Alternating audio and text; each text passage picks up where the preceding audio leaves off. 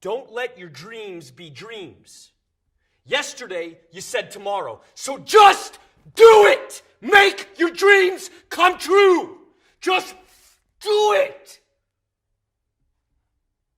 Some people dream of success while you're gonna wake up and work hard at it. Nothing is impossible. You should get to the point where anyone else would quit, and you're not gonna stop there. No, what are you waiting for? Do it! Just do it! Yes, you can! Just do it! If you're tired of starting over, stop giving up.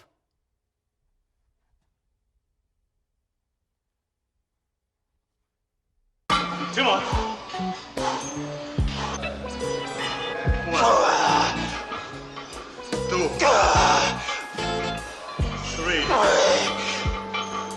4, keep going. 5, keep going. 6, keep going. 7,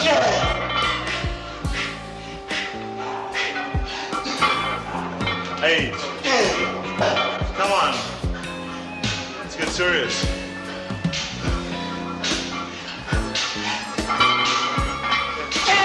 more. I want to say 2 more. No matter what. Come on. 1 more, Eddie. And flex the leg, come up. Damn! Yeah. That's it.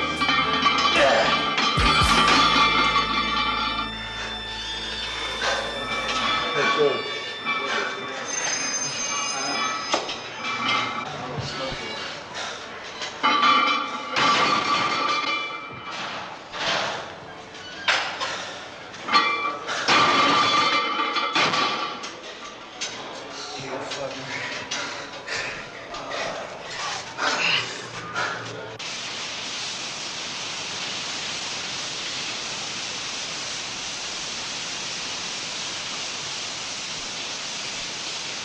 The body is not used to maybe the 9th, 10th, 11th, and 12th rep with a certain weight. So that makes the body grow then, going through this pain barrier, experiencing pain in your muscles and aching, and just then go on and go on and then go on. And this last 2 or 3 or 4 repetitions, that's what makes actually the muscle then grow. And that divides then one from a champion and one from not being a champion. If you can go through this pain barrier, you make it to be a champion. If you can't go through, forget it. And that's where most people lack, is on this, having the guts to go in and just say, I go through and I don't care what happens. You know, it aches, and if I fall down, I have no fear of fainting in a gym.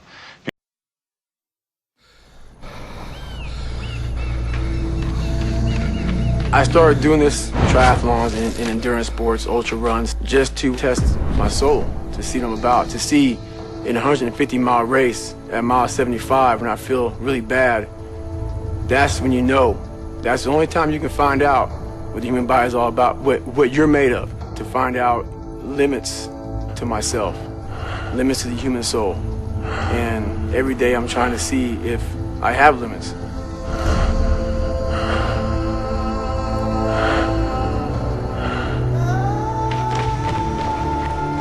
I run anywhere from 125, 150 in a week. So I'll try and put in about 450 miles a month. Usually every day I wake up at 3 o'clock in the morning and I run anywhere from 10 to 15 miles in the morning.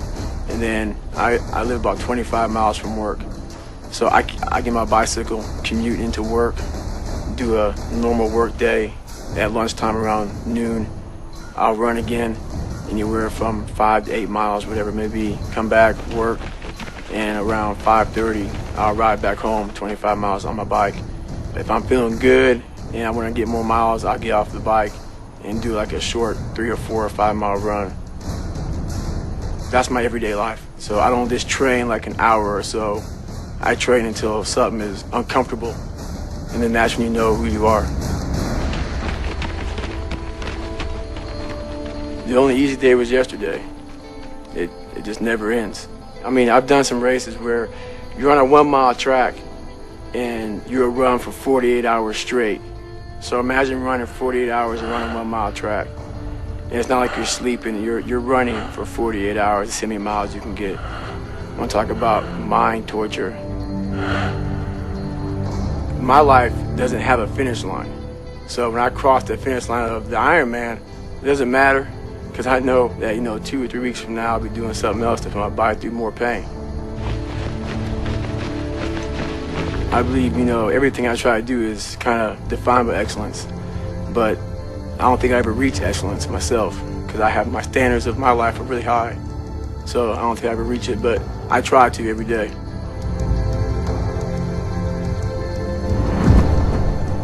You have to be a good individual first before you can be a good team player.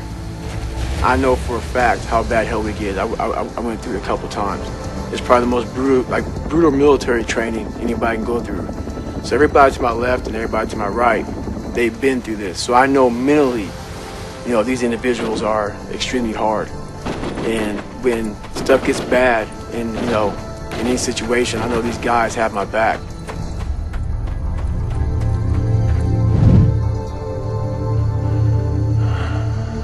I've done a lot of things I thought were impossible. Nothing's impossible anymore. David Goggins, the United States Navy.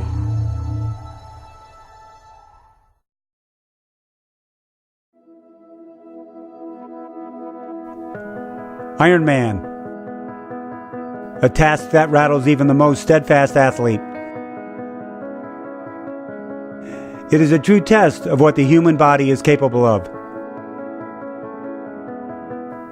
Every athlete who steps up to the start line of an Ironman has a story. And this year, we have had the fortune to meet some of the most inspiring people in the world. From athletes who have gone blind or been paralyzed, from those with a crippling addiction, to those who have served time. These are some of the stories that have brought us to our feet to cheer for complete strangers and proved, without a doubt, that anything is possible. Here is our list of the best stories from 2017. Meet Leslie Medley Russell. She lost her husband to melanoma and a couple of years later was diagnosed with cancer. But she won't let cancer define her, and the inspiration of her husband has led her to Ironman. It's mind over body. You know it is. Oh my gosh, that's the only way. Marcus Cook used to weigh 500 pounds, and it took the encouragement of a friend to turn him around. A very close friend of mine that was dying of cancer, he said, hey, I'm dying because I have an incurable disease. You're dying because you have a choice, and I want you to live. That's what I did.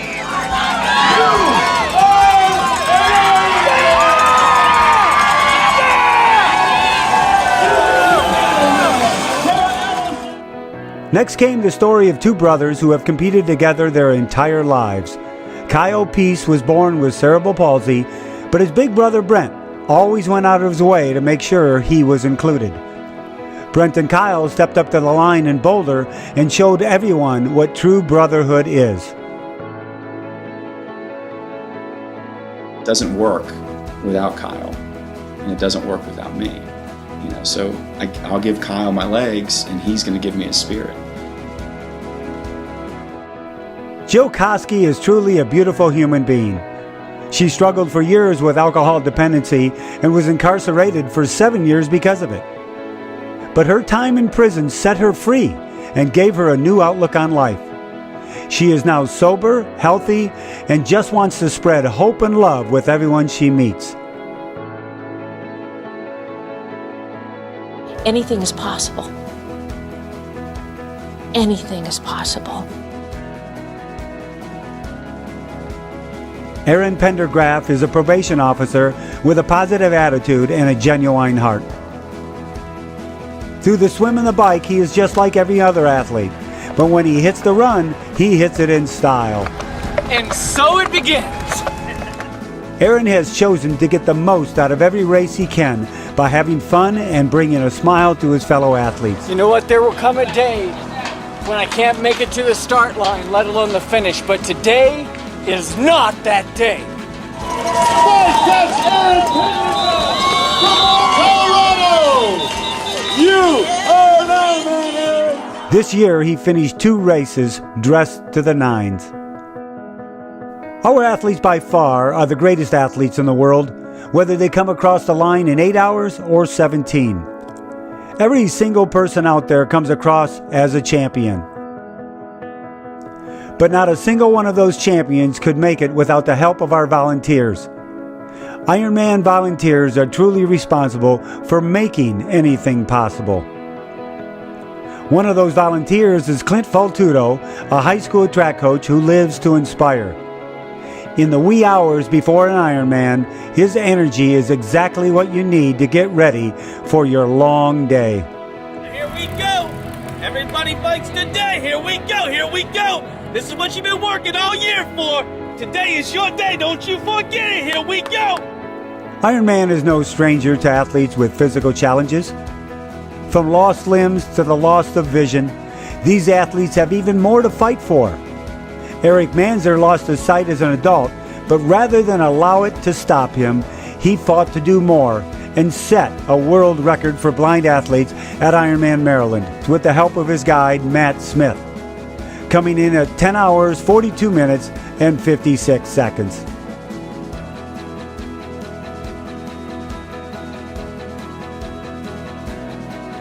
Landon Lopker was an addict. He struggled with drugs, alcohol, as well as bipolar disorder. I had a letter written out of everything that I hated about myself and didn't like, just so that my parents would know why I didn't want to be around anymore. But through the tremendous support of his friends and family, he came back from the edge of that cliff and found a new way to love life through Ironman. Cedric King is a true hero. In 2012, he lost both legs and part of his hand from an IED in Afghanistan. While in the hospital, he saw the Ironman World Championship broadcast on television and decided to challenge himself. He fought hard at Ironman Florida, but was not able to finish. But he still showed up at the finish line to medal others and cheer on his fellow athletes. He is already making plans for his next attempt. Like, I know anything is possible. Glenn Hartrick has completed 5 Ironman races as an able-bodied athlete, but was unfortunately hit by a car during a training ride. He is now paralyzed from the waist down and has worked so hard to get back to the sport he loves. He not only competed in Ironman Florida, but he set a personal record, proving yet again that anything is possible. Have you ever met someone who embodies exactly what it means to be a parent? Well, that is Corey Dillon. After his daughter attempted suicide, Corey and his wife rushed to her side to pour out their love and acceptance. And then he raced Ironman Arizona to promote the same. I'm going to be racing to promote kindness and promote acceptance for people who are transgender. I'm going to be wearing the transgender flag on my race kit that day. Let's together try to raise some positivity around a really difficult subject. Now let us introduce you to Amy Downs. Amy was overweight and lost 200 pounds on a path to live a better and healthier life. And that should be her story. But what sparked her transformation? In 1995, Amy was working at the Federal Building downtown Oklahoma City when a bomb went off. She fell 3 floors and was trapped for 6.5 hours. I laid there and started bargaining with God, and just started, praying, and if I make it out alive, I'll never live my life the same.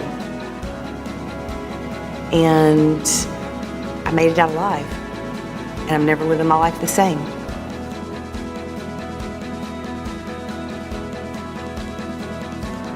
Ironman is the home to the most inspirational people in the world, and that isn't limited to only the full distance, as the Ironman 70.3 provides just as much inspiration.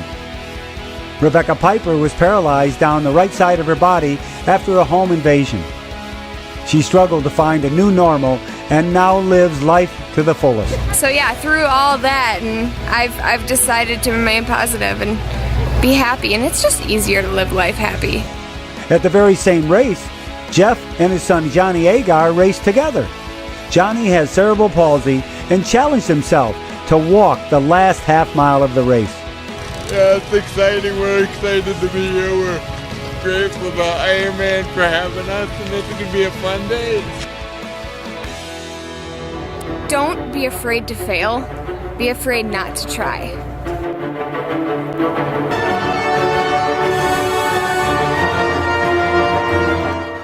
On top of it all, Jeff, Johnny, and Rebecca all crossed the line within 1 minute of each other. It was an unplanned moment that we will carry with us for the rest of our lives. Because I have failed time and time again, but you got to go ahead and try again, and eventually you'll make it. What happens to you in life doesn't define you. It's what you do about it that does. Anything is possible.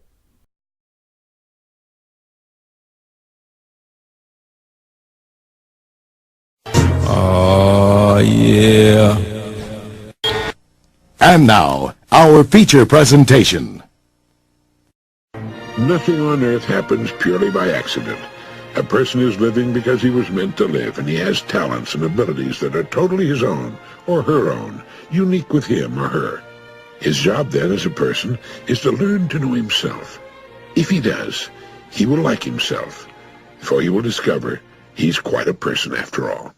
He will recognize and accept the things he cannot do as well as some other people, but he'll also understand and appreciate those things it's been given him to do well. He will accept himself for what he really is, one of a kind, as different from every other person on earth as his fingerprints or his signature. Imagine that you're seated in a theater looking at the curtain which hides the blank screen as you wait for the feature picture to begin. What will this picture do for you? How will it affect you? What impact will it have on your life? Will you feel moved, perhaps even to tears? Will you laugh at a comedy or feel terrified at the crises faced by the hero or heroine? Will you feel wonderful waves of love and compassion or surges of resentment?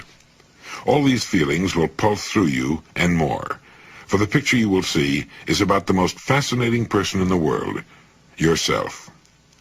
In this theater, which is in the mind and heart of each of us, you are the producer, director, writer, actor or actress, hero, and the villain. You are the film technician up in the booth, and the audience which reacts to this thrilling drama. The exciting story unfolding upon this inner screen is one which is invented every second of your life, yesterday, tomorrow, but most important, right now. You watch the image upon that screen, and you invent the image upon that screen right now. Will the story have a happy ending? Is it full of happiness and success, or sorrow and failure? The storyline is already there, and the discerning eye can tell the direction in which the story will go. But one realization can comfort you. Since you are the dramatist, the director, and the actor, you can change the story as it unfolds, now, this instant, and for your whole lifetime. It seems that you can make this a success story. You can be the hero and conquer the villain. You can make this a heartwarming story which will enrich the lives of all who know you, rather than a drab mechanical tale, a chronicle of boredom. It's all inside you. It all depends on what you do with an image you carry inside you, an image which is your most important tool for good or for ill. It all depends on you and your self-image. The self-image is your own conception of the sort of person you are. It's a product of past experiences, successes and failures, humiliations and triumphs, and the way other people react to you, especially in early childhood. From these factors and from others, you build up a picture of yourself which you believe is true. The picture may be false, and in many cases is false, but the important fact here is that you act just as if it were true. For all intents and purposes, it is true. If it's a good, healthy, successful self-image, fine. But if it can stand some improvement, you can change it for the better and start getting the kind of results such a change will bring about. Our thoughts, habits, even our abilities must be those of the person we believe ourselves to be. We can set new limits in place of old ones, but we can't surpass the limits of our current self-image. There's a story about a Wisconsin farmer who was walking through his fields one day when he stumbled over a little glass jug in his pumpkin patch. Out of curiosity, he poked a young pumpkin through the neck of the jug, being careful not to break the vine. Then he placed his little experiment back on the ground and walked away. When harvest time came, the farmer was working his way down a row of big ripe pumpkins when he again came upon the glass jug. But this time it looked different. Picking it up, he discovered that the young pumpkin he'd poked inside now completely filled its glass prison. Having no more room, it had stopped growing. The farmer broke the jug and held in his hand a runt pumpkin, less than half the size of all the other pumpkins and exactly the shape of the jug. Well, people aren't pumpkins, but our self-image is something like that jug. It determines the size and kind of person we become. The similarity ends with the fact that we can remove our self-imposed limitations by enlarging our self-image. We form a mental picture of ourselves through experience, and we can change that picture the same way, through experience. If the actual experience we need is not available to us, we can, according to self-image psychology, create that experience synthetically. Now, scientists agree that the human nervous system is incapable of distinguishing between actual experience and the same experience imagined vividly and in complete detail. Worry is a good example of this synthetic experience. When a person worries about something, he projects himself mentally, emotionally, even physically, into a situation that hasn't even occurred. The man who worries intensely about, well, say, failure, finds himself experiencing the same reactions that accompany actual failure, feelings of anxiety, inadequacy, and humiliation, and eventually headaches and an upset stomach. As far as his mind and body are concerned, he has failed. And if he worries about it long enough, if he concentrates on failure intensely enough, he will upset himself to the extent that he will fail, and he'll get sick. Now, everything can be used in either of two ways, positively or negatively, constructively or destructively. Worry is the negative use of creative imagination. It's a negative synthetic experience. But most people apparently never realize that positive results, just as real as the negative results of worry, can be achieved through using our imagination constructively. The man who worries about failure is unwittingly defeating himself. He's feeding his mind the wrong data. If he spent the same amount of time visualizing success as he spends thinking about failure, he could reverse the process of synthetic experience. Instead of anxiety, he could develop confidence, self-assurance, poise, and a feeling of well-being would replace apprehension. By concentrating on the success he desires, by synthetically experiencing that success, he can expand his self-image into that of a person for whom success is normal, expected. Why not practice holding the self-image of the person you most want to become? This is the person you can become. Use your spare moments to concentrate on your goals and the greater success you seek. Analyze your past successes and formulate ways your success can be increased in the future. Put more into the positive use of your imagination than you ever put into its negative use, worry. You're merely reversing the same creative process. Now it's working for you instead of against you. Nobody pokes us into glass prisons beyond which we can't grow. But all too often, almost unknowingly, we set unnecessary limits for ourselves by holding a self-image that's restricted, inadequate for the full realization of our potentialities. Each of us is, at this moment, the product of all his thoughts and experiences and environment up to this point. Through thought, we can control to an almost unbelievable degree both our experience and our environment from here on. Whether or not we choose to direct our own course through life is entirely up to us. The important thing is to know that it can be done. One time the late Dr. Maxwell Maltz, whom we called Uncle Max, dropped by my office for a chat and lunch. We got to talking on his favorite subject, namely how a person can come to grips with himself, develop a healthy self-image, and find freedom in the world. He told me he had discovered 4 important steps a person can take on a regular basis to form the new habits that can build a healthy, new self-image. And as he talked at lunch, I made notes on a scrap of paper. Here are his 4 points in the order in which he gave them to me. Number 1, forgive others with no strings attached. You must clean the slate absolutely. Forgive every person against whom you might hold some kind of grudge. Clean the slate. You do this for your own sake, your own peace of mind. We don't hurt others when we hold hatred toward them. We hurt ourselves. Seriously, it can lead to serious illness. So number 1, forgive others, all others. If you cannot take this first step, you can forget the rest. You haven't grown up yet. 2, forgive yourself. See yourself with kind eyes. Try to forget completely all the idiotic things you've done, the pain you've given to others, the embarrassments you've suffered, the mistakes you've made in the past. Forgive yourself. Wipe clean the slate. Look in the mirror, he said, and forgive yourself. Practice this, and you can actually pull it off. Now, it's not easy to forgive ourselves. We tend to be much tougher on ourselves than we are on others. But the fact is, blame doesn't help. It's a destructive emotion. See yourself with kind eyes. That's number 2. Number 3, see yourself at your best. As Dr. Maltz put it, we can start the day in frustration or confidence. Take your pick.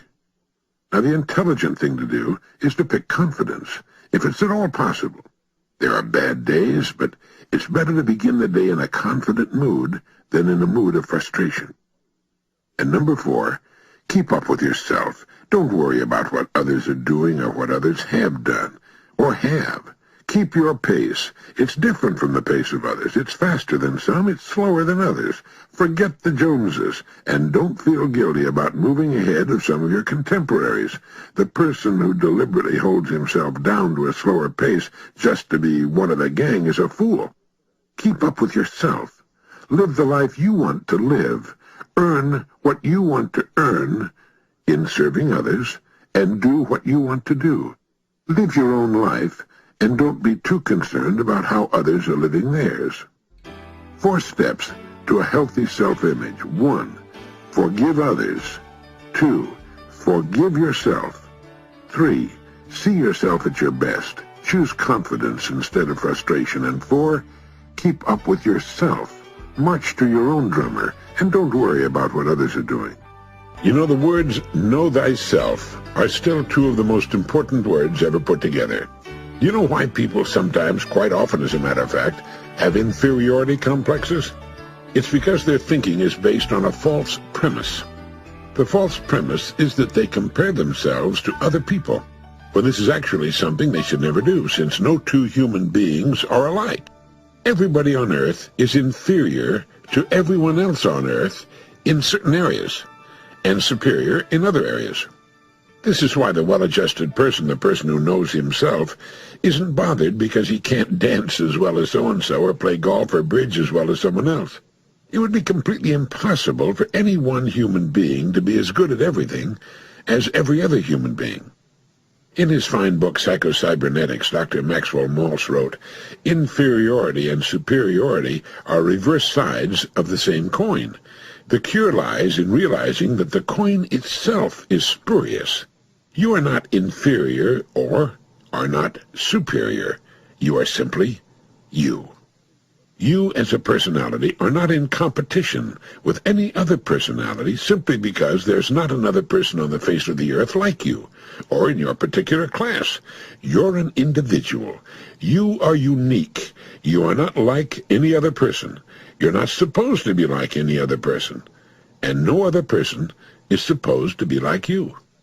The doctor went on to write, God did not create a standard person and in some way label that person by saying, this is it. He made every human being individual and unique, just as he made every snowflake individual and unique. God created short people and tall people, Dr. Maxwell Maltz wrote, large people and small people, skinny people and fat people, black, yellow, red, and white people. He's never indicated any preference for anyone's size, shape, or color. Abraham Lincoln once said, God must have loved the common people, for he made so many of them. He was wrong.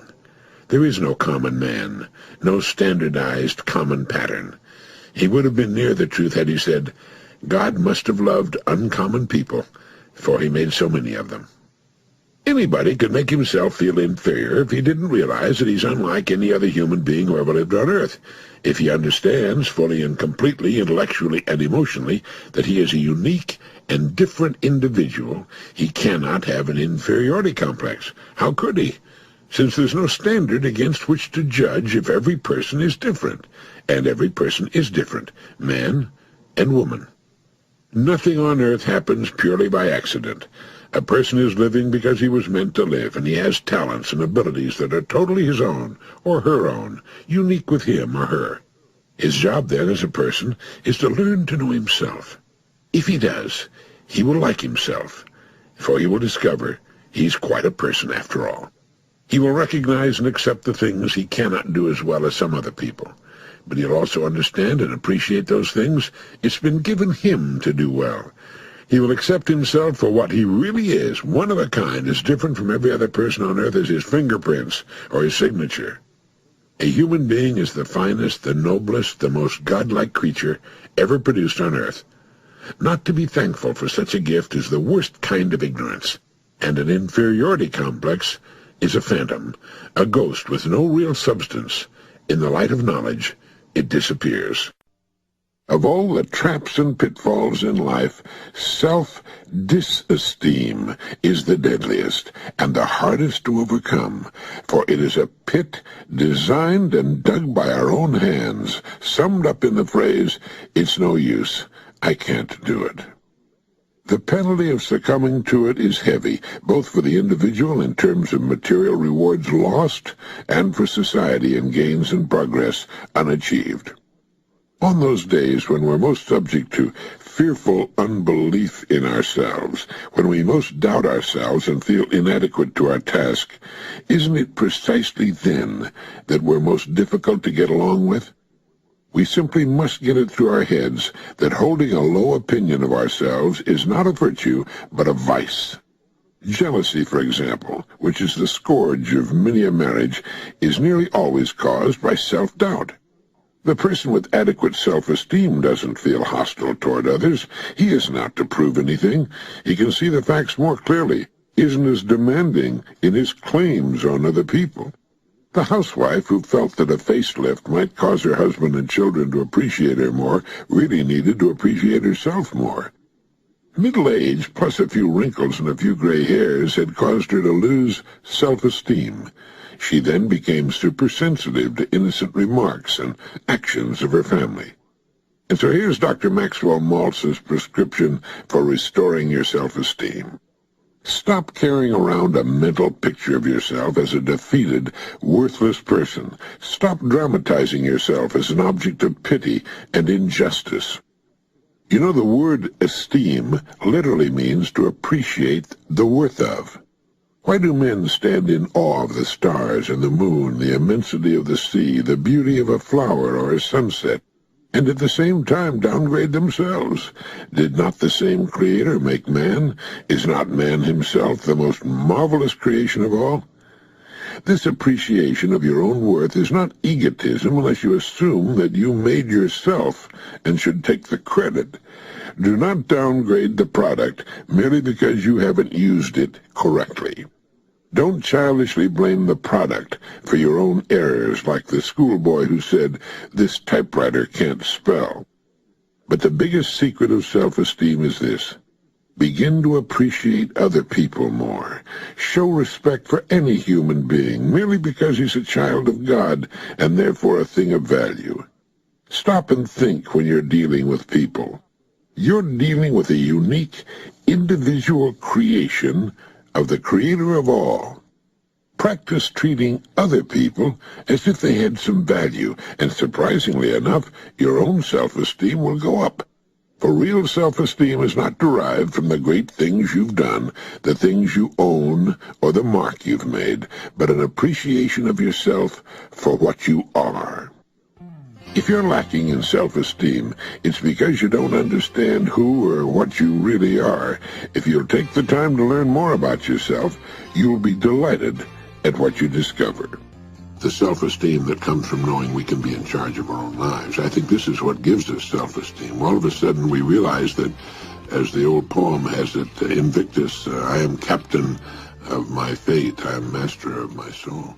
I'm in charge here, and this is wonderful. I think most people start out with a wonderful self-image. I think babies, little children start out just, so with it, so full of life and fun, and then they're ground down quite often by their environment and pushed into little rigid cubbyholes into which they're forced to work and live, and they don't always come out of it all that well. People are individuals. There are no two human beings alike. The possibility of there being two human beings alike, the possibilities are so remote, so staggering that it probably has never happened and will never happen, except in the case of single-egg twins, I suppose. So a person is a single, original human creature. He is different in certain ways from all other human beings. Yet when he gets into kindergarten and into school, he's forced to be like all the other little kids. He has the same desk, he has the same pencils, does the same studies. He begins to be pushed into a part of a group. Now, it's important to work as a part of a team. It's important to be a good team worker. It's important to be a good team member. It's important to do your part in that kind of an arrangement. But he lives so much of that, and his mother tells him that you shouldn't do that, you shouldn't do this. Good little boys don't do that. Good little girls don't do that. He is milled down to some extent until he begins to see himself, or she begins to see herself, as sort of an indistinguishable member of a large group of people that age. And then, of course, youngsters go through a time when it's very important that they be accepted by their peers, and so the most important thing they can do in the world is to become indistinguishable from their peers. They dress alike, they wear the same clothes. I did when I was in high school, we all did.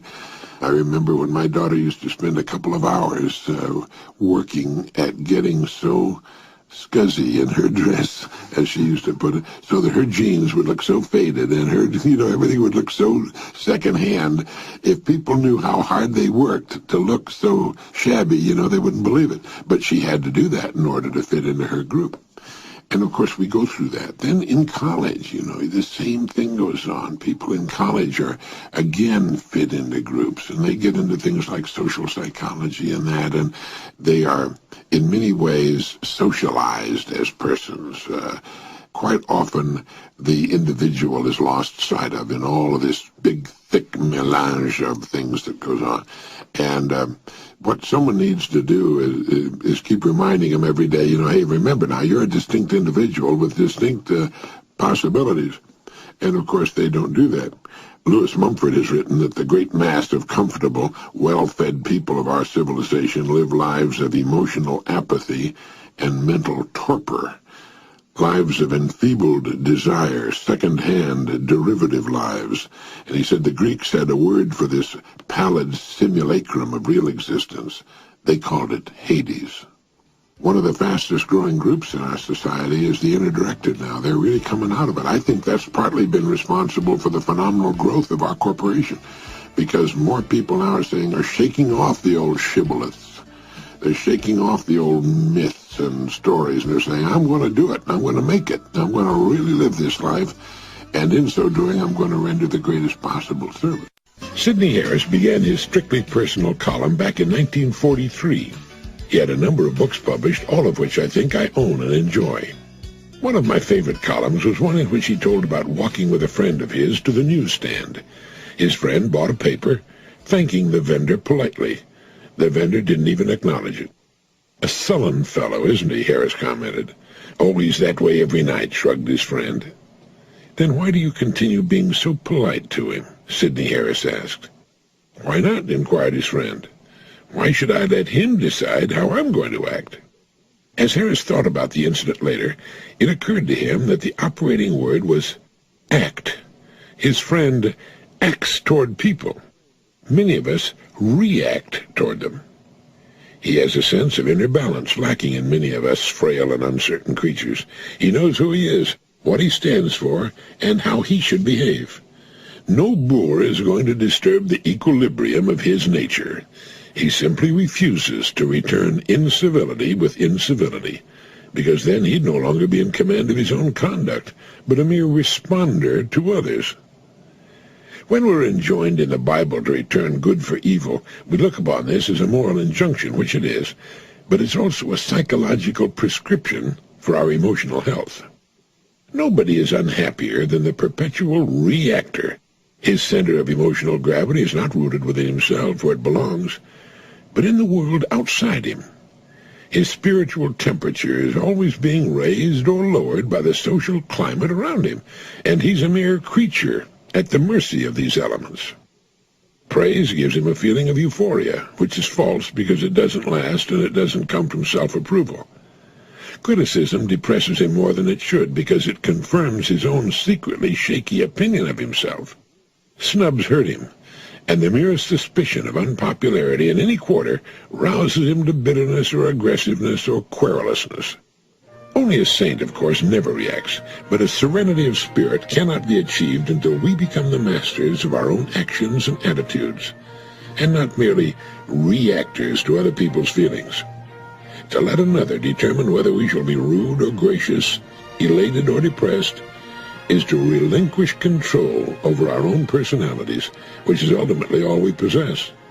The only true possession is self-possession.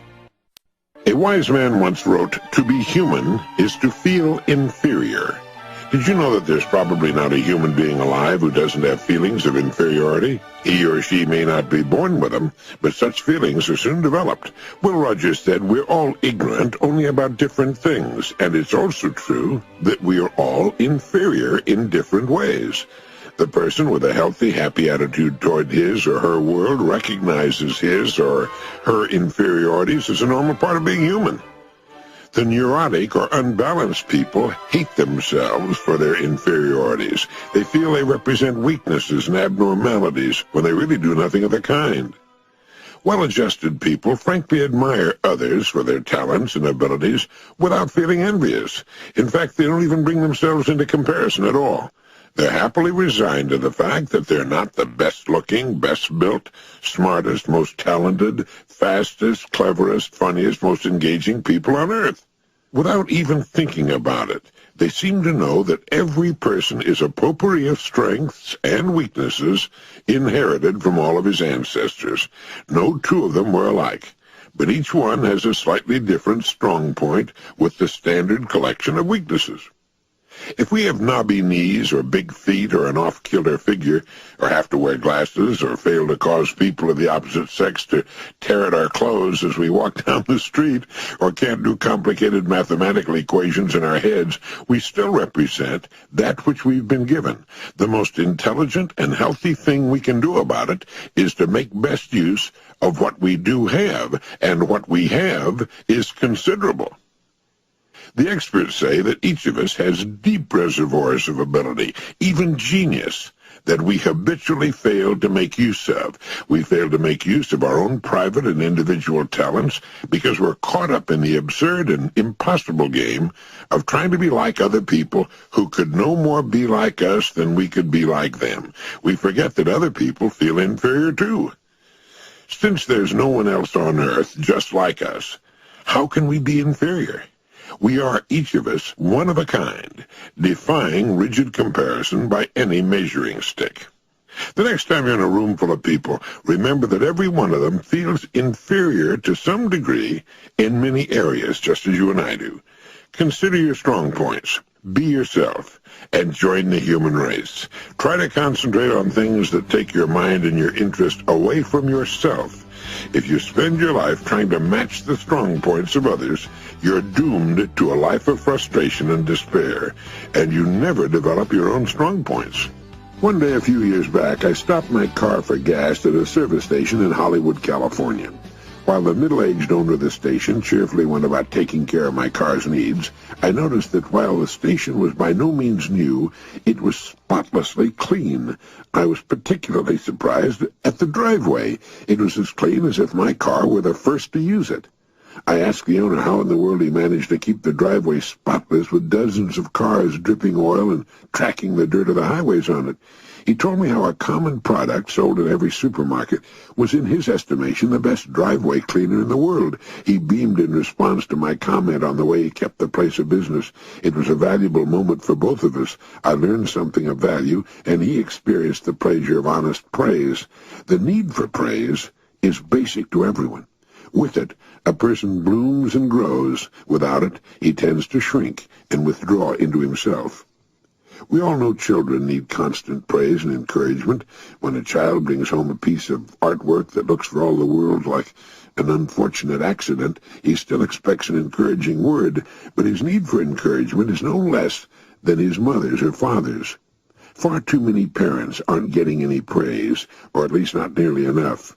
Understanding the importance of self-esteem and seeing the never-ending need for reaffirmation of a person's worth, we should make it our business to watch for honest opportunities to give praise, especially to the members of our family and those with whom we work. There's a subtle but enormously valuable byproduct or backfire to this sort of thing. In order to praise others, we need to look for the good. It forces us to concentrate on what's right with people and the things they do rather than on what's wrong. It focuses our attention on the positive side of the ledger and, as a result, makes us happier, more productive, and more pleasant to be around. Then, too, people like those who praise them and recognize their value. When we give praise, we attract a larger circle of friends. And finally, giving praise is the best-known way to receive it. It's hard for anyone to compliment a chronic grouch. Whenever you hear someone say, "Nobody appreciates me, nobody gives me credit for all I do," the chances are he's so wrapped up in himself and in getting happiness from others, he's completely forgotten how to give. We should try to find some way to commend those we love every day. Praise to a human being represents what sunlight, water, and the soil are to a plant, the climate in which he grows best. He doesn't just want it, he needs it, as he needs the air he breathes. Molière said, "The most agreeable recompense which we can receive for things which we've done is to see them known, to have them applauded with praises which honor us." My father was a regular and avid reader of the old Zane Grey books. That's how I got hold of them, which invariably, or so it seemed, began with a stranger riding into town. He was tall, lean, always covered with alkali dust. Cool gray eyes peered evenly from under straight brows, and his hand hovered near the 6-gun strapped to his thigh. He had no friends or acquaintances, and seemed to like it that way. He was a man of few words, and kept his own counsel. His world consisted of little more than himself, his horse, and usually the bad guy he was after. Well, it makes a good story, and everyone seems to be intrigued by this sort of man of mystery. But in real life, it's a lonely way to live, especially since few of us have horses these days. You can't know too many people, and we'd all be better off if we could overcome our natural timidity where strangers are concerned, if we could open up more.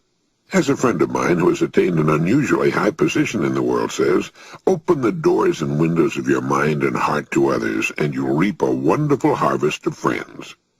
Many of us have a tendency to speak or smile only after another person has spoken or smiled at us first. We tend to be reactors instead of actors. It reminds me of the person who sat in front of the cold stove and said, "Give me heat, and then I'll add the wood." The world just doesn't work that way. With a little effort, a person can form the habit of smiling and saying hello first. 19 times out of 20, you'll get a favorable response. I know a man who was a foreign representative for an American electronics firm. He was something of an introvert, and on his frequent flights all over the world, he'd bury himself in a book to keep from having to talk to the passenger next to him. On one trip, a friendly Englishman managed to get a conversation started with him, and it turned out the Englishman was on an electronics buying trip to the States, and a large order resulted. Then and there, he decided to change his attitude toward strangers. While it may not result in another business deal, he's meeting all sorts of interesting people and making many new friends. We should never say, "He's not my kind of person," or "That's not my sort of crowd."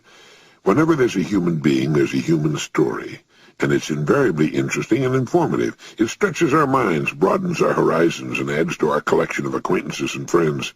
And all it takes is a smile, the word hello, and a comment or two to get a conversation going. The chances are that the other person is as anxious to add to his collection of friends as we are. But he or she may be just a little on the timid side, as many people are in the presence of strangers. It's true, you can't know too many people, and as we grow older, we should cultivate all the friends we can. The person who shuts others out of his life ends up shutting himself in. Try my friend's advice. Throw open the doors and windows of your mind and heart to others and reap a harvest of friends. Who wants to live with a horse? Anyone who has ever been called upon to perform before a crowd is familiar with one of the most exquisitely terrifying experiences known to man. It's called stage fright. It, like other fears, must be faced to be conquered. There's simply no other way to whip it, if indeed it ever can be completely whipped. Every actor knows the steel-fingered hand that closes like a giant claw on his vitals during the 30 seconds before the scene begins. Every person who's ever made a speech to a large gathering knows the shadow of fear that stands with him in the wings, the dry mouth, the trembling hands, the quaking in the stomach, and the trembling at the knees. And there's only one logical thing to do. You simply dive in and start swimming. The next time won't be quite so bad, but it'll be very bad for many, many times. I read a little article in Success Unlimited magazine written by Marjorie B. Nagel called The Big Me Within Us.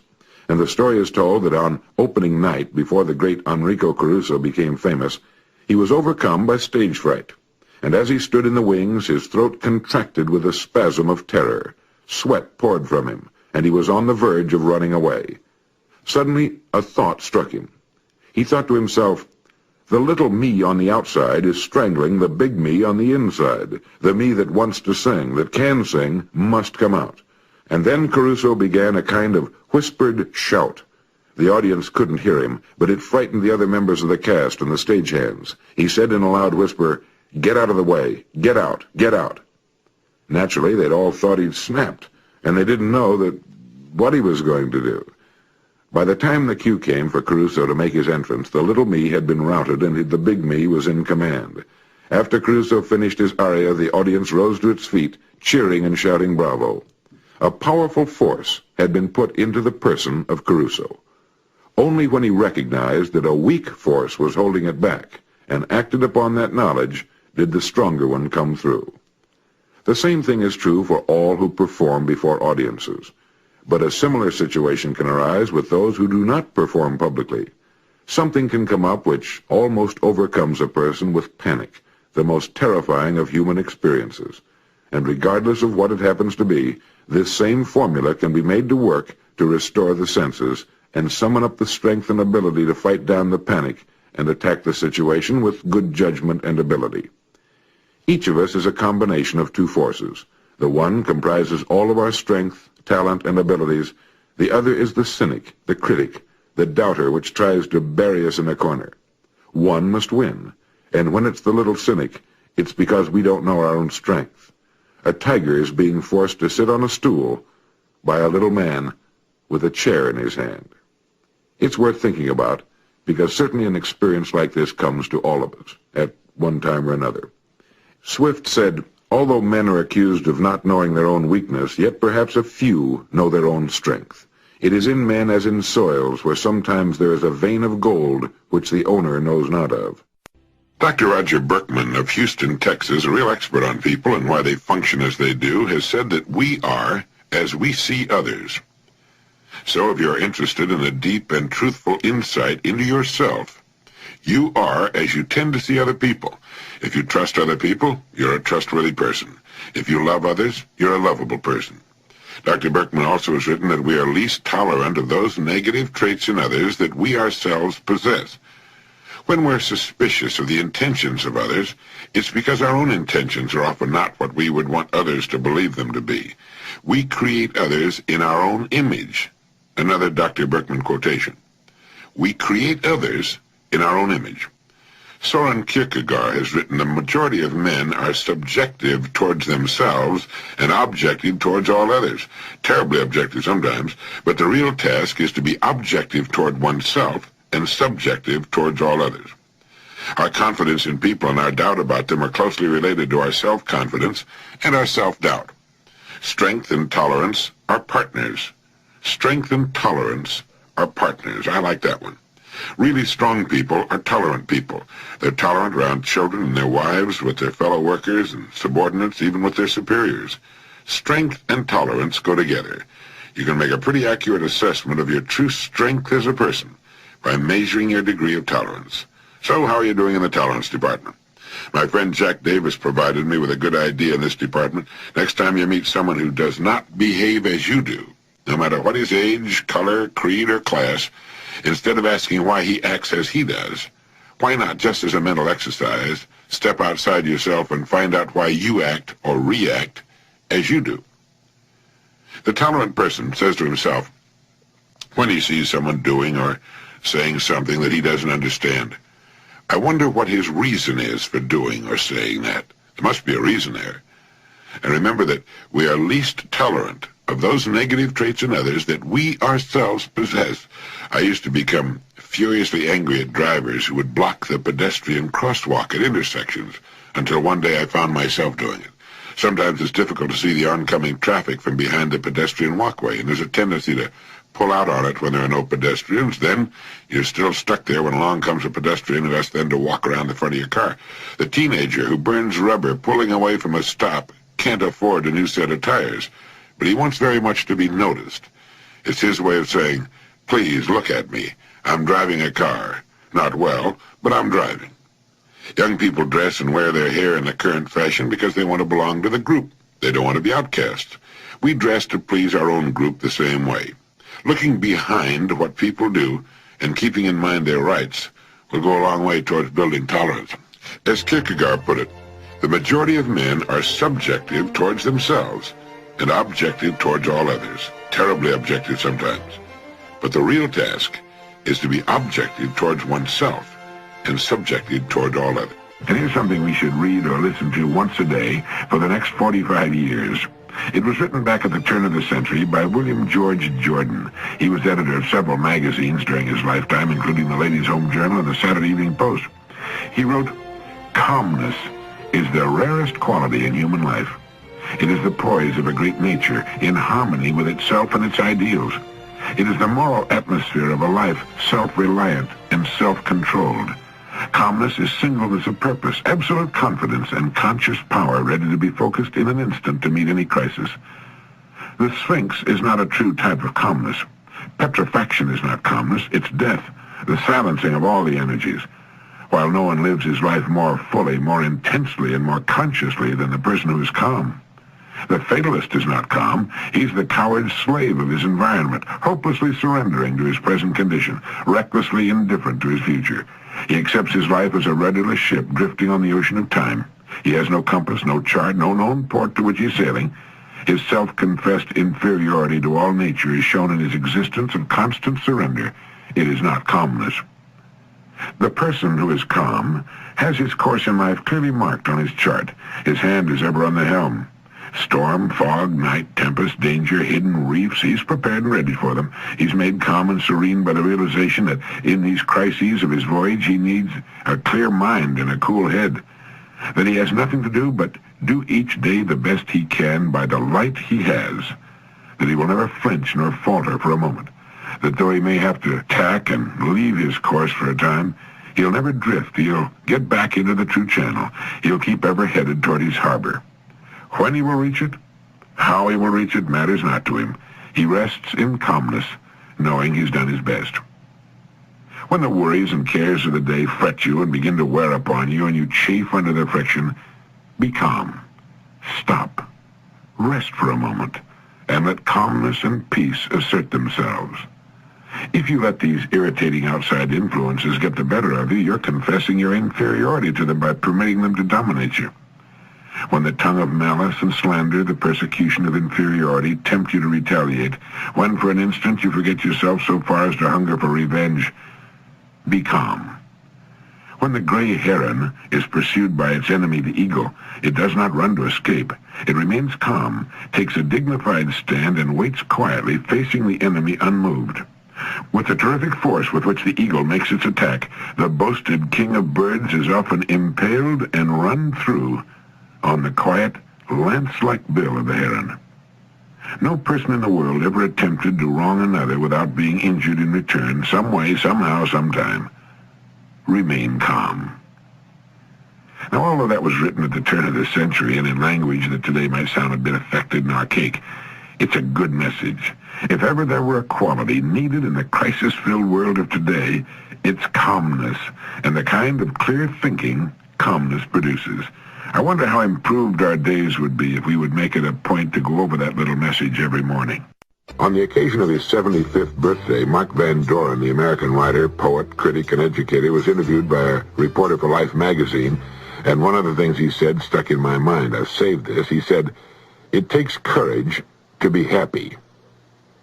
And in those 6 words, he said a great deal. Any person can wallow in misery and self-pity. It's easy to rail against the world and its injustices. Easier still to sit down and do nothing like the famous hound dog with its tail in the crack, but it takes courage to be happy.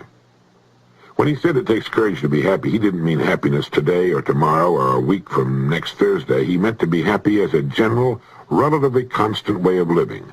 To be a happy person as opposed to a generally unhappy person. And it does take courage, courage of a high order. The world is full, it seems, of the "it's too good to last" or "it's just my kind of luck" people who expect bad luck and rejection as confidently as they expect the sun to rise the next morning.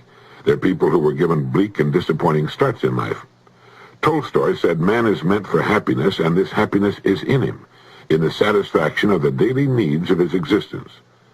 And La Rochefoucauld said happiness is in the taste, and not in the things themselves. We're happy from possessing what we like, not from possessing what others like.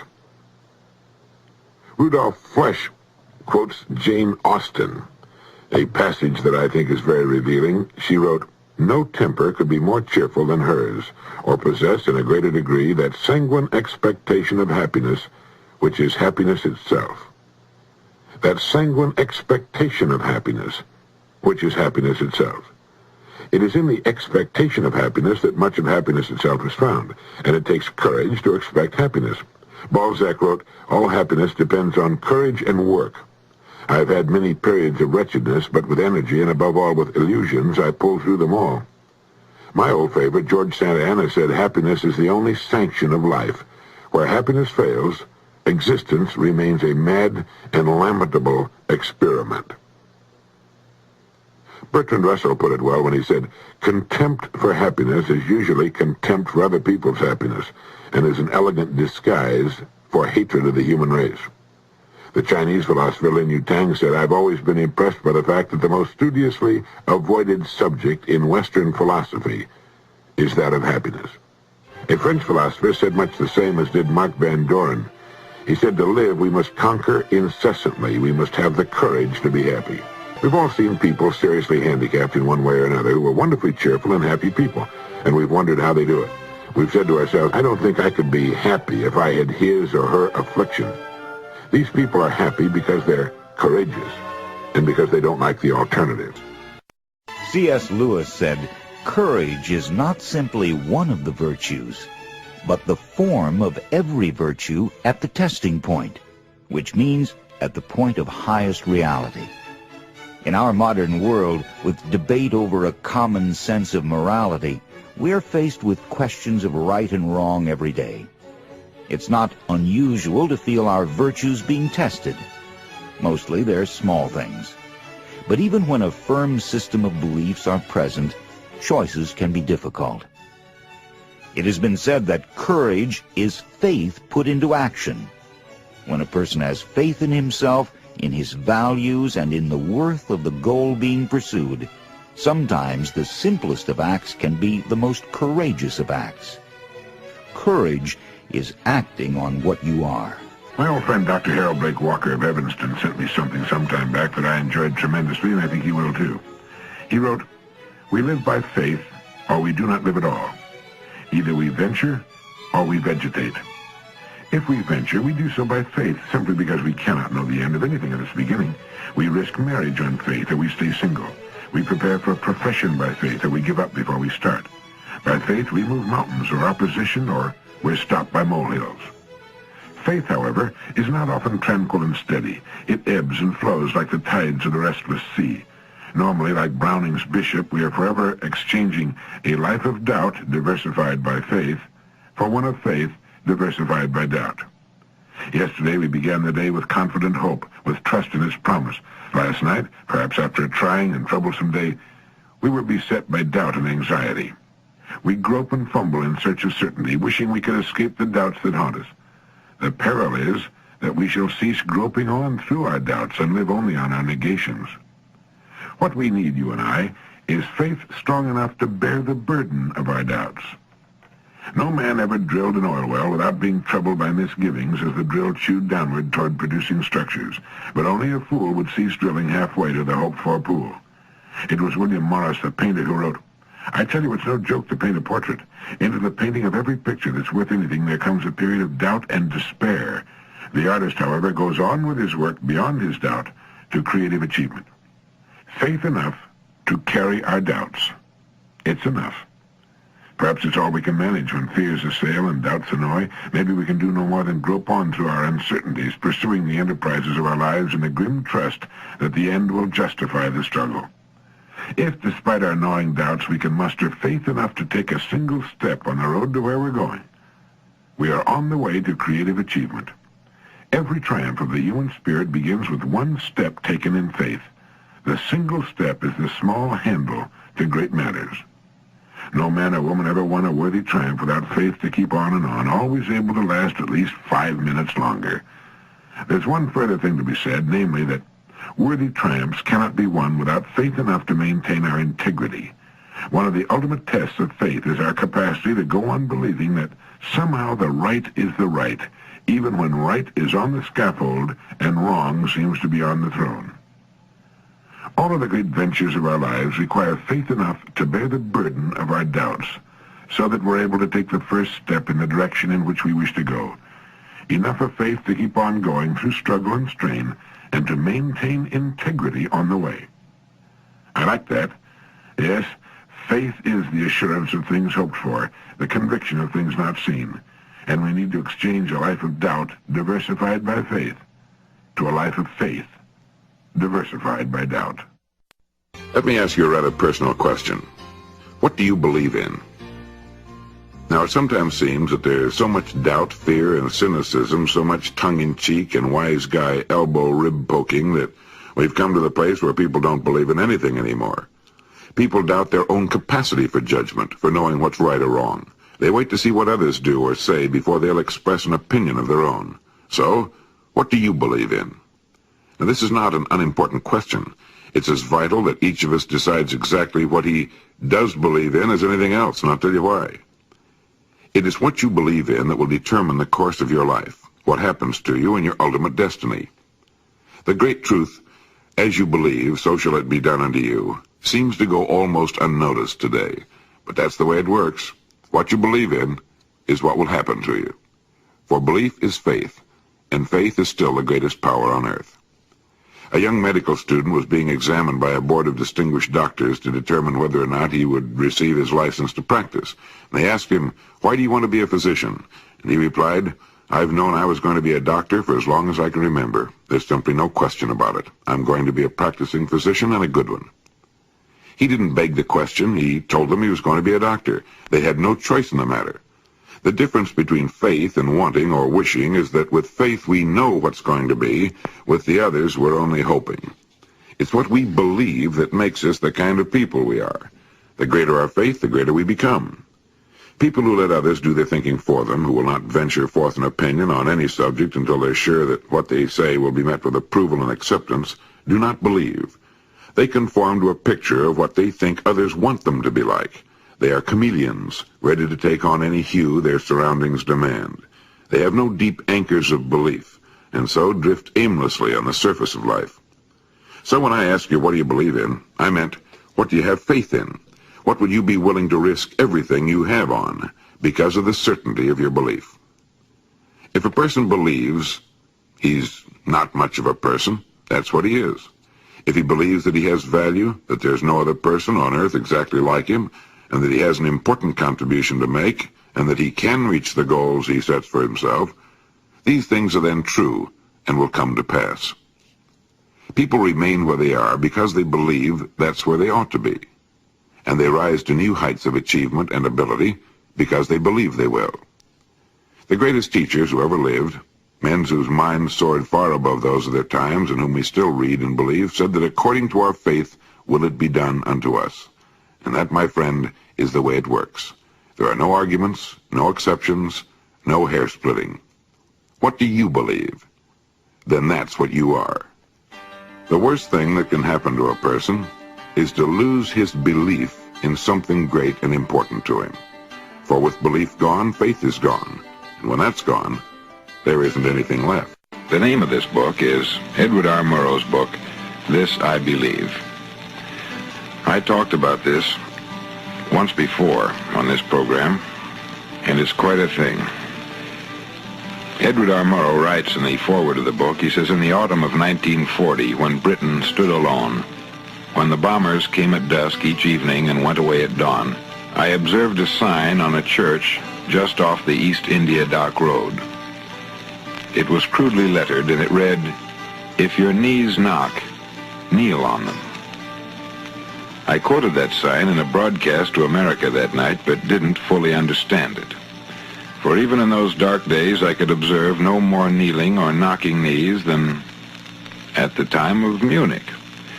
The imminence of disaster brought no spiritual revival, and yet at a time when most men, save Englishmen, despaired of England's life, there was a steadiness, a confidence, and determination that must have been based on something other than a lack of imagination.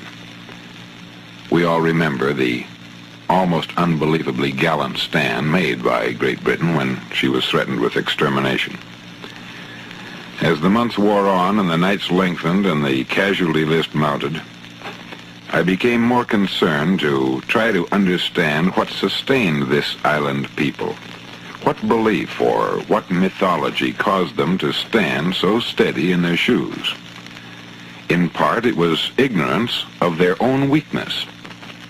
In part, it was a reluctance to appear obvious by expressing doubt as to the ultimate outcome.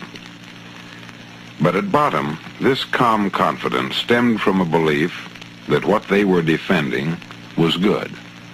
That Englishmen had devised a system of regulating the relationship between the individual and the state which was superior to all others and which would survive even though cold military calculations concluded that the state was doomed. Well, there was little logic in this British belief. Unconsciously, they dug deep into their history and felt that Drake and Raleigh and Frobisher and Hawkins and Cromwell and all the rest were looking down at them, and they were obliged to appear worthy in the eyes of their ancestors. But above everything else, they believed. They believed not only in themselves, but that they were fighting against evil things, and the fight was worthwhile. No democracy has been nearer the fire and survived than was Britain in that long winter. And one reason for survival was that the nation did not betray the things in which it believed. After Italy entered the war, one of the few murder cases to reach the law lords on appeal was decided. An Italian citizen, long-time resident in Britain, had been convicted by the lower courts of killing a British seaman one night, and the High Court reversed the verdict and set the Italian free. And in the pubs and in Parliament and on the buses and in newspaper offices, this was regarded as the normal functioning of British justice. At a time when German bombers were coming through in the daylight over London, when the Germans were expected on the beaches the first foggy morning, the House of Commons, which might have been destroyed with all its members by one well-placed enemy bomb, devoted 2 days to discussing the conditions under which enemy aliens were being held on the Isle of Man. For the House of Commons was determined that though the island fell, there would be nothing resembling concentration camps in Britain, and the rights under law of enemy aliens would not be abused. That's what the British collectively believed. Sometimes it appears that there's a hidden guide someplace whose duty it is to test men and women through all sorts of discouraging experiences. And those who sort of pick themselves up after getting knocked down and keep on trying arrive. It's an uncanny thing, but it works. And this hidden guide lets no one enjoy great achievement without passing the persistence test, it seems. And those who can't take it simply don't make the grade. And those who can take it are bountifully rewarded for their persistence. They receive as their compensation whatever goal they're pursuing, and that's not all. Because they receive something infinitely more important than material compensation, although they get that. But they get the knowledge that every failure brings with it the seed of an equivalent advantage. There are exceptions to this rule. A few people know from experience the soundness of persistence. They're the ones who have not accepted defeat as being anything more than temporary. They're the ones whose desires are so persistently applied that defeat is finally changed into victory. I was reading just the other day about the great Newt Rockney of Notre Dame, who believed and applied this very thing we're talking about. How he had a blood clot in one leg. And his doctors told him that if that blood clot traveled through his bloodstream to his heart, it would kill him. But the Notre Dame team were playing far from home that day, and he insisted on being taken to the game in a stretcher. So they flew him or put him on the train or something. They got him to where the game was to be played. And they took him down to the dressing room where his football players were getting ready for the game. And the perspiration was running down his face, and he was in terrible pain, and he propped himself up on his elbows with a tremendous effort. And he said, "This team you're playing today beat us last year." And he said, "I want you to get out there and win." And it was then that he said, "The team that won't be beat can't be beat." And then he fell back on his stretcher, out of breath and suffering terribly, and the team went out and won the game, and they never lost another game as long as Newt Rockney was alive. Because when they saw that the type of courage that he could develop, how persistently he fought to win, even though he was flat on his back, well, it made giants out of men. And people who stand on the sidelines of life see the overwhelmingly large number who go down in defeat never to rise again. They see the few who take the punishment of defeat as an urge to greater effort. And these, fortunately, never learn to accept life's reverse gear. But what we don't see, what most of us never suspect of existing, is the silent but irresistible power which comes to the rescue of those who fight on in the face of discouragement. Now, if we speak of this power at all, we call it persistence and let it go at that. One thing we all know, if one does not possess persistence, one cannot achieve any noteworthy success in any calling. The great Robert Louis Stevenson has long been one of my favorites, not just as a great writer, but as a man as well. Plagued by a frail body and poor health, destined to die at just 44 years of age, he put more living, more travel, and more work and talent into his short time here on Earth than a million so-called average men. The author of Treasure Island, Kidnapped, Dr. Jekyll, and Mr. Hyde, Stevenson once wrote in a small essay, "As courage and intelligence are the two qualities best worth a good man's cultivation." That's good, isn't it? Courage and intelligence.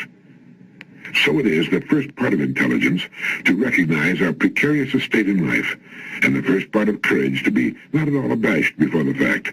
A frank and somewhat headlong carriage, not looking too anxiously before, not dallying in maudlin regret over the past, stamps the man who is well armored for this world, and not only well armored for himself, but a good friend and a good citizen to boot. We do not go to cowards for tender dealings. There is nothing so cruel as panic. The man who has least fear for his own carcass has most time to consider others. So soon as prudence has begun to show up in the brain like a dismal fungus, it finds its first expression in a paralysis of generous acts. The victim begins to shrink spiritually. He develops a fancy for parlors with a regulated temperature. The care of one important body and soul becomes so engrossing that all the noises of the outer world begin to come thin and faint into the parlor with the regulated temperature. He makes some important points in those few words, don't you think? The first and most important being that the two qualities best worth a good man or woman's cultivation are courage and intelligence, and that it's the first part of intelligence to recognize our very precarious estate in life, and thus not play it too safely. There's no way to win that game. Tiptoeing through life won't change the final outcome. As soon as too much prudence begins to show up in the brain like a dismal fungus, it finds its first expression in a paralysis of generous acts. The victim begins to shrink and so on. Some people worry so much about the future that they fail entirely to enjoy today. William Lyon Phelps once pointed out that we look backward too much and we look forward too much. Thus we miss the passing moment. In our regrets and apprehensions, we miss the only eternity of which man can be absolutely sure, the eternal present, for it is always now.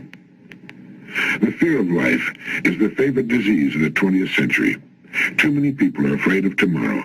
Their happiness is poisoned by a phantom. Many are afraid of old age, forgetting that even if they should lose their bodily vigor, weakness itself may minister to the development of the mind and spirit.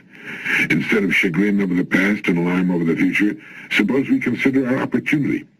As Emerson put it, write in on your heart that every day is the best day in the year. No man has earned anything rightly until he knows that every day is doomsday. Today is a king in disguise. A small lesson from three great minds, Stevenson, Phelps, and Emerson. Courage and intelligence are the two qualities best worth our cultivation, and don't play it too safe. The man who has least fear for his own carcass has most time to consider others. One of the most interesting things about people is that they can and do change for the better. A person who was once a criminal becomes a model citizen. Another person kicks a drug habit and begins living a life of responsibility and contribution. And for every one of those, there are millions who, over a span of years, have become substantially better as persons, who are kinder, more honest, more conscientious about their responsibilities, and so on. But just how does a person improve, and why? In his column, Strictly Personal, Sidney J. Harris once wrote, "It is not an act of intellect that makes people change themselves for the better, not a matter of insight, but an act of the will. For intelligence without courage is as static as courage without intelligence is rash." It is not an act of intellect that makes people change themselves for the better, but an act of the will. For intelligence without courage is as static as courage without intelligence is rash. It is intelligence with courage that results in the necessary act of the will we need in order to bring about constructive change in ourselves. The person who breaks a bad and destructive habit does so by an act of the will. His intelligence tells him that he has a bad habit. It may be a work habit, it may be a study habit or non-study habit, it might be a drug habit. It can be any sort of non-productive or destructive habit. Any person with a bad habit knows about it. His intelligence informs him. But changing a bad habit into a good one, or at least getting rid of the bad one, takes an act of the will over a sufficiently long period of time to render it impotent. After a period of time, a surprisingly short time for most habits, it no longer clamors for attention. It fades away and finally disappears. Now the will can be turned off. The habit is gone.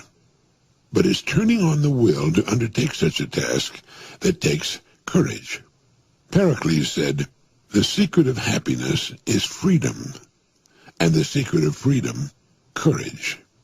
When we rid ourselves of unproductive and debilitating habits, we literally free ourselves to that degree. The more bad habits we can get rid of, the freer we become, the happier we become, the better our self-image becomes. The secret of happiness is freedom, but the secret of freedom, courage. For intelligence without courage, as Sid Harris wrote, is as static as courage without intelligence is rash. Habits that make us happy we should keep.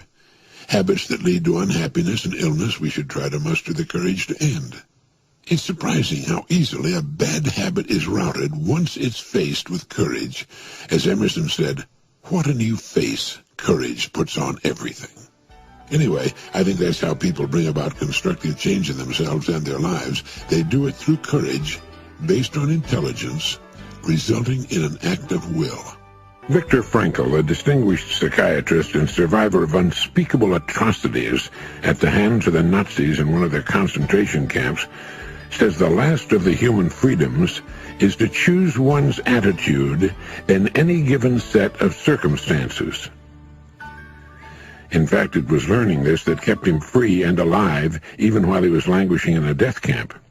Let me give you that one again. It's so important.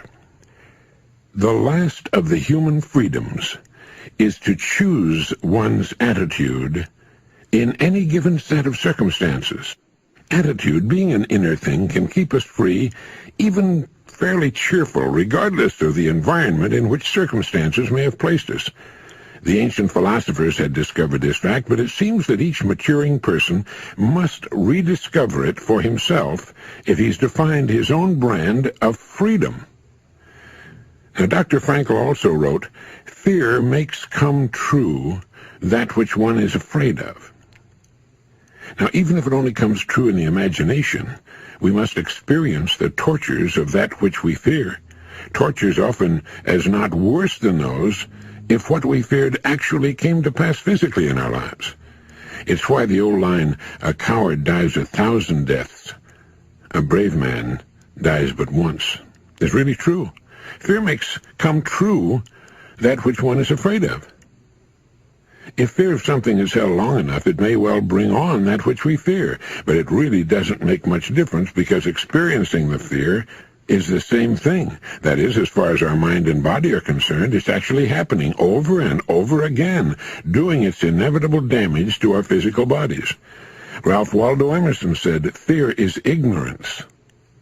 Whenever we're afraid of something, I don't mean the perfectly natural, normal fears that work to keep us alive, but the gnawing, unreasoning, illogical, and neurotic fear of something. It's only because we don't know the real truth about it. If we did, the fear would vanish. That would include a neurotic fear of death, the fear that we are not liked or loved, and so forth. I think the thing to remember here is that when we fear something, it takes its toll on our mind and body just as if that which we fear had in fact come to pass. And we can bring to pass that which we fear, as Dr. Frankl said. But how does a person change an attitude of fear?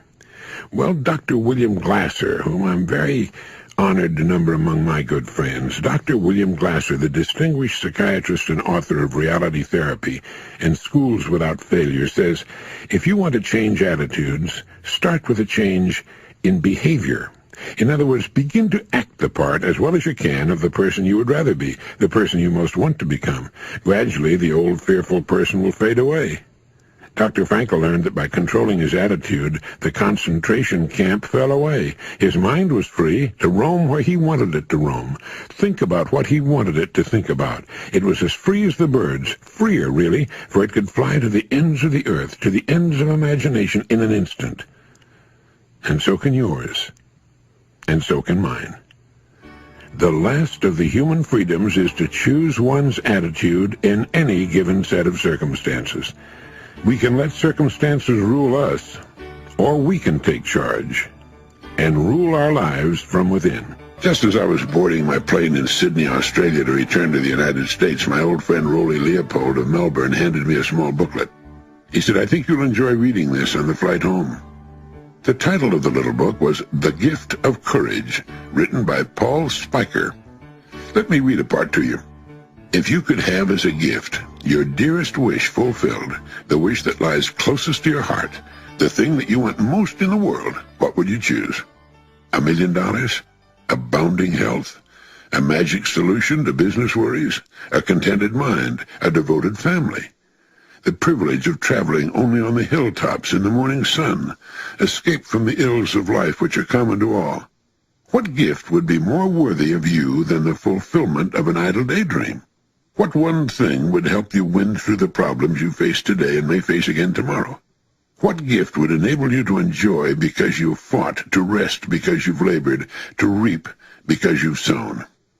There is such a gift within your grasp, a gift which you yourself can give yourself, a gift which will bring all the things for which you secretly long, a gift which, like magic, will help clear the troubled roadway ahead and set your feet upon the pathway to real happiness.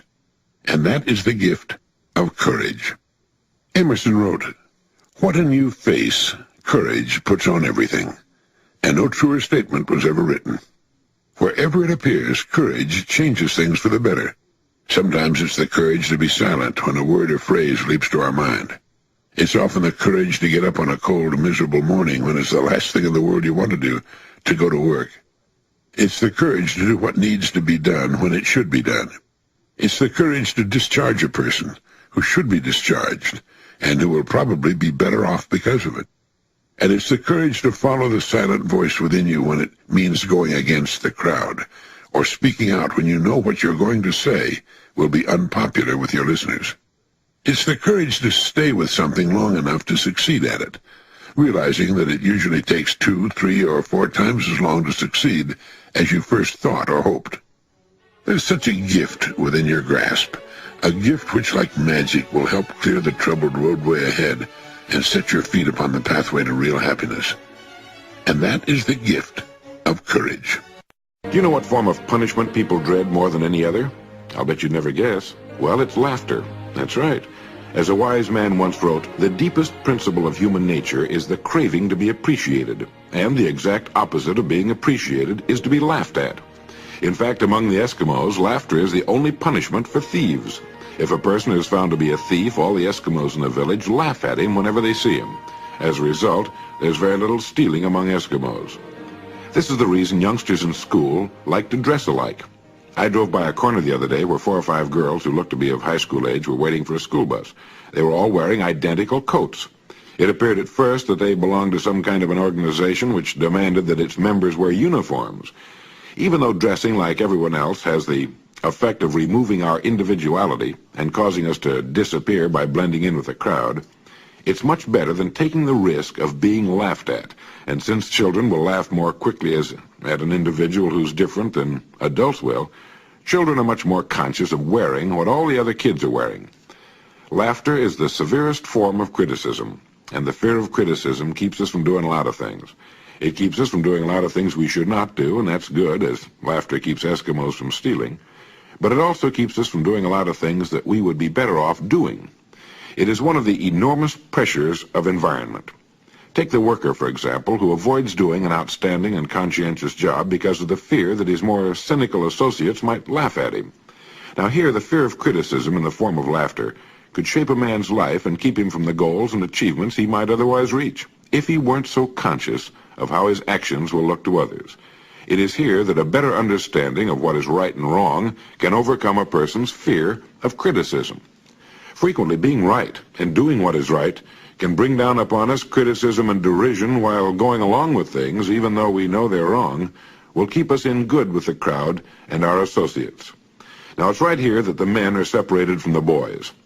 When our desire to belong to our crowd is more important to us than to stand up for what we know to be right, we have to admit that we are lacking in the 2 most important attributes of a human being, courage and maturity. Winston Churchill once said that courage is the finest quality because it guarantees all the others. And if there's one vital aspect of living successfully that we should get across to our youngsters, it's this. If our kids want to dress like all the other kids in their class, fine, that's normal. We were the same way when we were kids. But they should be told why they want to look like all the other kids in school, that it's their natural desire to belong, to be liked. And while that's perfectly all right, they should keep constantly in mind that it should end there, and that it's also right that we should want to grow into individuals with individual goals, individual thinking, individual action, and that we'll be happiest if we will do our work as best we possibly can, even though it may be the fashion for most of the rest to slide along as easily as possible. F.D. Huntington wrote, "Conduct is the great profession. Behavior is the perpetual revealing of us. What a man does tells us what he is." Here's a question for you. If you came across a plank on the ground, say the plank is 12 feet long, 4 inches thick, and 12 inches wide, you'd have no trouble walking from one end of it to the other. Now let's stretch that same plank between 2 buildings that are 100 feet tall. With nothing under you except 100 feet of air and a street down below, would you walk the same plank now? Same plank, same distance, but a different, more demanding situation. And let's say you're telling your family, gathered around the dinner table, about something in which you believe very much, your philosophy of living, for example. Now change the setting to an auditorium. You're standing on the stage before 1,000 people. How would you feel about making the talk now? You'd be saying the same thing in the same way, but the setting has changed. Walking the plank and making the talk are easy for you in one set of circumstances, Without changing your performance at all, but changing the setting, a new element is introduced, one that alters your mental attitude considerably, and that element is fear. Fear of what might happen. Fear of what might happen under this new set of circumstances turns two perfectly simple and natural performances into occasions of great risk, so great that you might refuse to do either of them. Since you know perfectly well that you can walk the plank if it's on the ground, it stands to reason you can walk the same plank anywhere else. If you can make a talk under one set of circumstances, you can make the same talk, and just as interesting, under any other conditions. But fear seems to keep us from taking a formula we know will work under one condition and applying it to a larger situation. The fear of what might happen holds us back. We permit ourselves to fail by default rather than run the risk of failing as a result of having made the effort to succeed. Now, it's not important that we walk the length of the plank, whether it's on the ground or high in the air, and it's not too important whether we make our little talk to the people in the auditorium, perhaps. But how many things are there at which we succeed, at which we could be successful on a much larger scale? It's all a mental game. We play the whole thing out in our minds, and it's there, not in actual practice, that we win or lose. No one can even guess how much is lost by the so-called average person simply because he fears to make the attempt. His fear of failure in his own eyes and in the eyes of his family and friends, and the possible loss of a small stake, raises a formidable wall between his reality and his dream. So he contents himself to peek at his dream over the top of the wall and wait. Wait until conditions are better, or Uncle Charlie dies and leaves all that money. But waiting just seems to make the wall grow higher. Conditions seem to remain about the same, and Uncle Charlie's going to outlive everybody in the family. And finally, even on tiptoes, you can't see over the wall anymore. It's too high now, and it's too late. Well, so what? It was just an idea, a dream. Yes, that's all it was, just an idea, a dream, but what could it have been? What might it have been if you'd scrambled over that wall before it got too high? You remember when Robert N. Manry, a copy editor at the Cleveland Plain Dealer, sailed from the United States to England in a 13.5-foot sailboat? 3,200 miles across the North Atlantic in a boat so small you'd hesitate to take it out on Lake Michigan and Long Island Sound as small craft warnings were flying. For 78 days, Manry and his tiny 36-year-old sailboat battled one of the toughest stretches of salt water on Earth. Gales blew the boat on its side. Manry tried to nap during the day and sailed at night so that he could try to avoid being run down and chopped into kindling and hamburger by great ocean-going steamers. On several occasions, he was washed over the side in heavy seas, and each time he'd haul himself back aboard by a lifeline he kept tied about himself and to his boat. He suffered terrible hallucinations, the result of having to take so many pep pills to stay awake during the long nights. Why? What made him do it? It wasn't publicity. He went about the whole thing so quietly, practically no one even knew what he was up to. He thought no one would pay any attention to him, and that was fine with him. The reason was that he had dreamed of sailing the Atlantic ever since he'd been a small boy. He bought the dinky old boat for $250. He completely rebuilt it, taught himself navigation, and practiced long-distance sailing on Lake Erie. He told his wife the real reason for his embarking on so incredible a journey and so vulnerable a craft. He said to her, "There's a time when one must decide either to risk everything to fulfill one's dreams or sit for the rest of one's life in the backyard." That's why Mr. Manry went sailing over the mountains of deep water in a boat only about twice the size of your bathtub. That's why he sat in his tiny open cockpit and weathered storms that caused the passengers to clear the weather decks of great ocean liners. He was fulfilling a dream he'd carried in his heart since he'd been a small boy. Well, offers for books and magazine articles poured in on him. Cleveland gave him a hero's welcome, as did the 20,000 people who wildly cheered the successful end of his voyage when he arrived in Falmouth, England. It's been proposed to Congress that Manry's boat, Tinkerbell, be placed in the Smithsonian Institution alongside Charles Lindbergh's plane, the Spirit of St. Louis. Courage. The courage to finally take one's life in one's own hands and go after the big dream has a way of making dreams come true. It seems to open hidden doorways from which good things begin to point the way. It's never easy, and the good results come only after we've made the journey in our own way. For Manley, at 47 years of age, it was sailing 3,000 miles of the North Atlantic. Each of us must make his own voyage to fulfillment in his own way. Or sit in the backyard. One of the nicest and most talented people this country ever produced was James Thurber. His writings and cartoons interested and delighted an entire generation, and they'll continue to live in the years ahead. I had the interesting experience of listening to an interview that had been taped some years before James Thurber died, and for the first time discovered why he was blind. When asked about his blindness, he said that he had been shot in the eye with an arrow in 1902 when he was just 8 years old. The other eye, to his and everyone else's dismay, slowly developed sympathetic ophthalmia and gradually went blind also. The amazing thing about it was that for many years James Thurber continued to see with one eye, even though the best eye doctors in the country told him he was completely blind. He didn't know how he could do this, and when asked, he could only reply that he didn't know how he could see, but he could. He also said that if the eye in which he had been shot had received prompt and professional attention, it could have been saved, and along with it his vision for life. James Thurber never permitted his handicap to bother him or anyone else.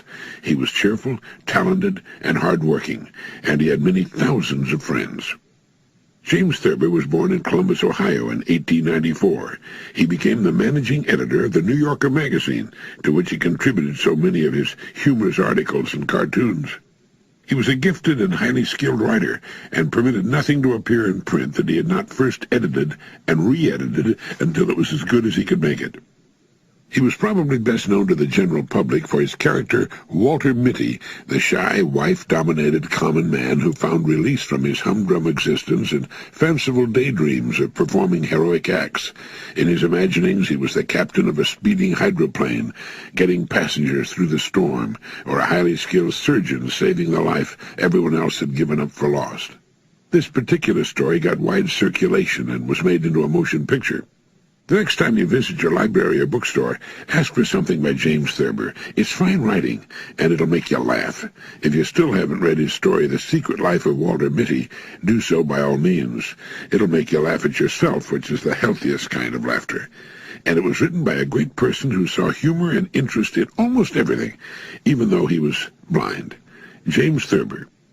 Colton wrote, "Times of general calamity and confusion have ever been productive of the greatest minds. The purest ore is produced from the hottest furnace, and the brightest thunderbolt is elicited from the darkest storms." Here's a line worth remembering. It was written by Balzac. "By resorting to self-resignation, the unfortunate consummate their misfortune."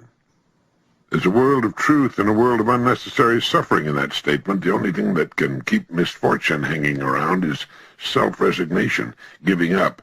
Makes you wonder how many thousands, perhaps millions, of fine people stay on the bottom of the pile because they've formed the habit of saying, well, that's the way things are, or that's the way the old ball bounces. Now, that would be all right for cows and pigs. They have to take life as it comes, but it's the very thing a person does not have to do. If things are going badly for him, he can change things and cause them to become good. If he isn't making enough money, he can find ways of earning more. If he doesn't like his neighborhood, he can move. If he doesn't like his job, he can quit. If he doesn't like being ignorant, he can get an education. He can, as a matter of fact, do anything he wants to do. But as a rule, he doesn't know this. So he shrugs his shoulders, gets a sad look on his face, stands still, does nothing, and says, well, that's the way it is. If everybody had said that from the very beginning, we'd still be running around without any clothes on, throwing rocks at each other. Let's go back to Balzac's little epigram. He said, by resorting to self-resignation, the unfortunate consummate their misfortune. In other words, by wallowing in self-resignation, the unfortunate cause a bad situation to get worse and stay there. Every human being on Earth is going to suffer a setback from time to time. Setbacks are a part of life, as are fires, floods, tornadoes, hurricanes, and earthquakes. But fortunately, the human being is a builder and a rebuilder, and he rebuilds better than he builds. He doesn't sit in the aftermath of the storm and resign himself. He builds better next time, so the damage won't be as great or even hurt him at all. That's how skyscrapers evolved from mud huts. Outside of death and taxes, we don't have to resign ourselves to anything. And if the situation is bad, unfortunate or unpleasant, self-resignation, as Balzac pointed out, will only consummate the fact.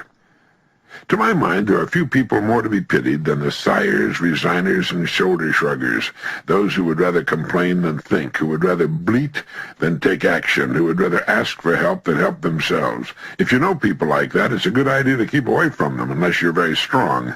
They'll infect you with their virus, splash you with their mud, and they're almost impossible to help. Like rag dolls, they'll flop right back down again the minute you turn loose of them. Just make sure you don't adopt any of their fatal habits. When things start to look bleak, remember that you have the power to change them, and that you're the only creature on earth with that kind of power. Build better and stronger next time.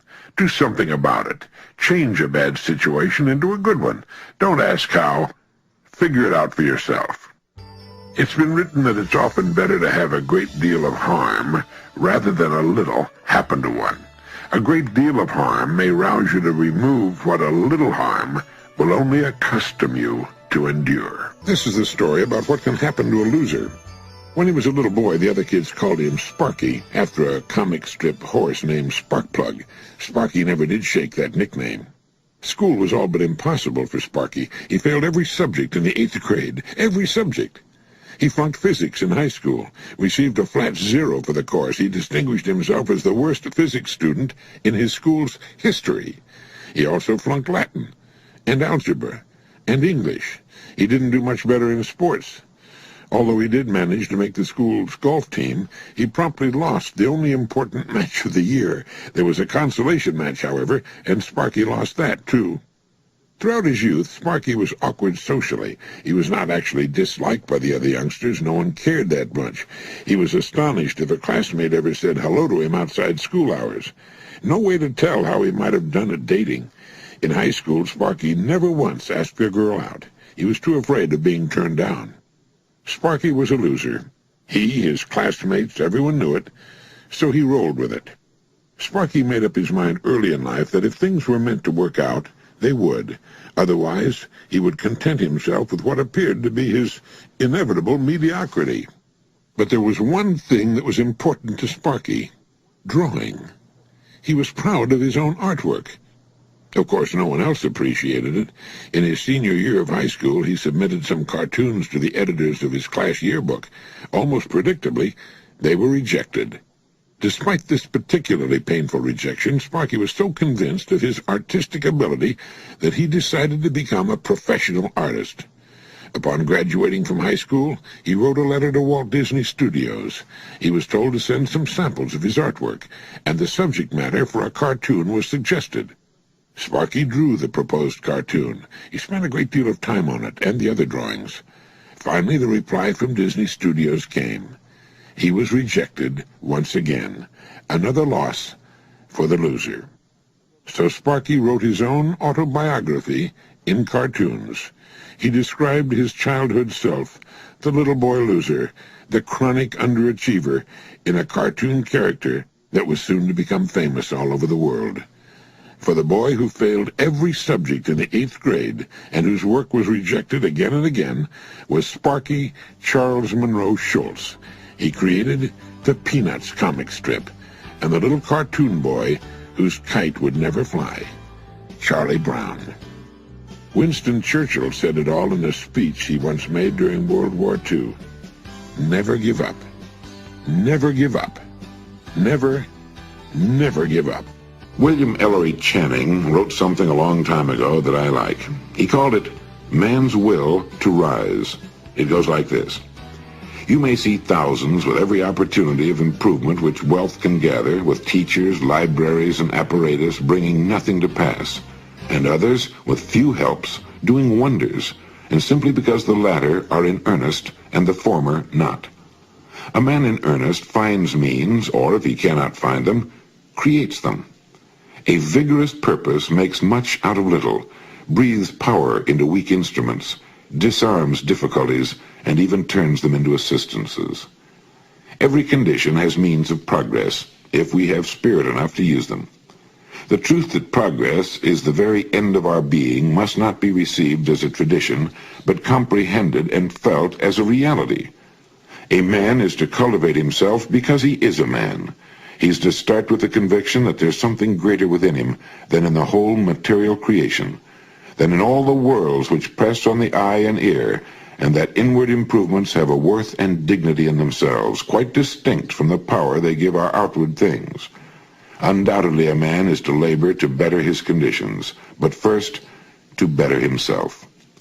Difficulties are meant to rouse, not discourage. The human spirit is to grow strong by conflict, and how much it has already overcome. What mountains of difficulty has it cleared?